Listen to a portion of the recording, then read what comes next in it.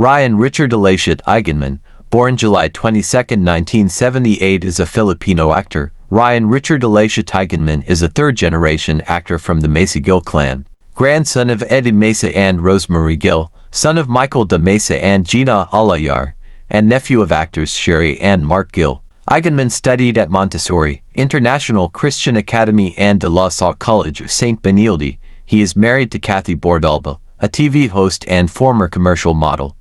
Their wedding took place on February 28, 2010, in Coconut Palace. They have 3 children. Puta, siguro kung hindi ko naman naisipang bakalan si Banjo, kung binigay ko na lang sa kanya basta yung shabu. Danes tayo ganito ngayon, tol. Pero hindi ako nagpapakyut nun, ha. Ewan ko. Napagod na lang ako. Hoy, asido. Hindi ko anak yan! So ano ako pag pinakilala mo ako sa nanay mo? Ikaw walang mapapala sa akin, ako maraming mapapala sa'yo.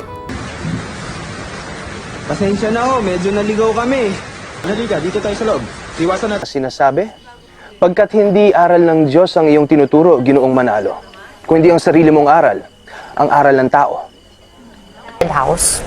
Naisip lang ng mga writer na maglagay ng fresh ideas dito sa movie para naman hindi masabing 100% gasgas ang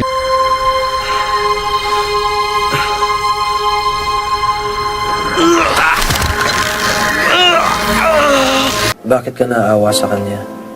Walaan ko ang babaeng yon. Tapos kinidnap niya si Val. Simple lang. Ayoko na sa'yo.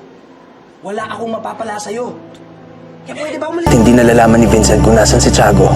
Magbibigay lang na magbibigay ng pera yon. Kailangan lang natin kunin yon para mapatay ni Vincent si Tiago. Kilala ko noon, kundi isang isog! Mandirigma.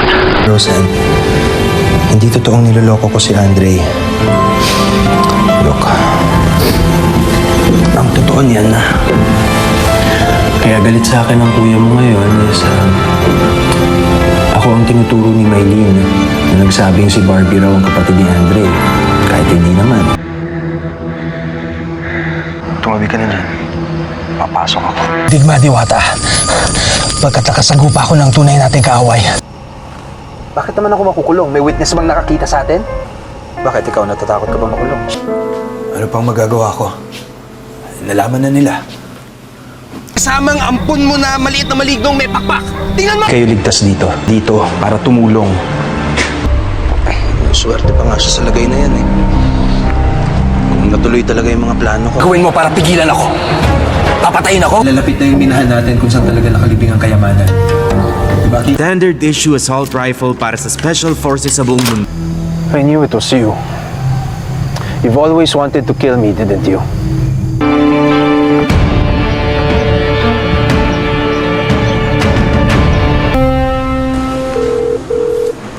Hello? So kinanta nung pusher na nahuli na Pinasig, nakita na bala. Hindi malinaw sa akin pero nagsisimula na akong magduda kung ano talaga. Tawag lang ako, sir. Malapit akong birthday niyo, di ba? Anak nang